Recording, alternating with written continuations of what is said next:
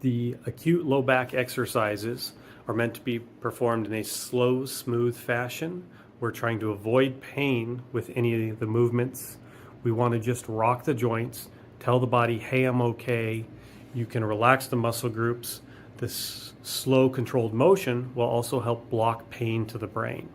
So the first position we have is where we keep our feet together. We're going to bend at the knees, and we're slowly going to tip the knees to the side a few inches, pause, and then slowly go the other direction. Start by only going a few inches at a time. As we feel more comfortable, we can go further and further, but once again staying in a pain-free zone. As the knees are slowly rocking, the lumbar joints are sending signals to the brain saying, hey, I'm okay, allowing the body to relax, loosen, and allow more motion and movement. As we're getting better and better, we can move the knees further to the side as long as we're stopping before pain. We want to avoid a big twist or turn. A mistake people commonly make is stretching or tipping those knees too far to the side and straining the low back. This is about keeping comfort and just telling the body, hey, I'm okay. So the knee side to side.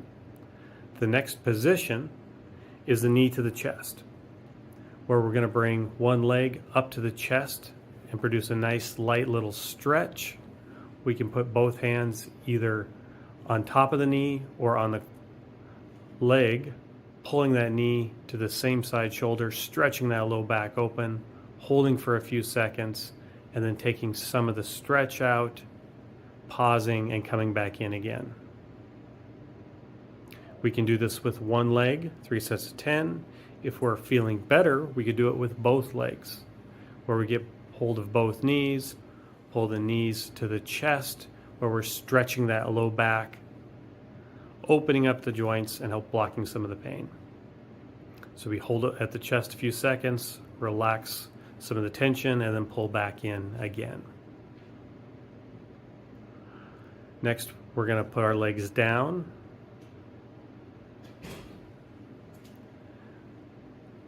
Straighten one leg, pick the other leg.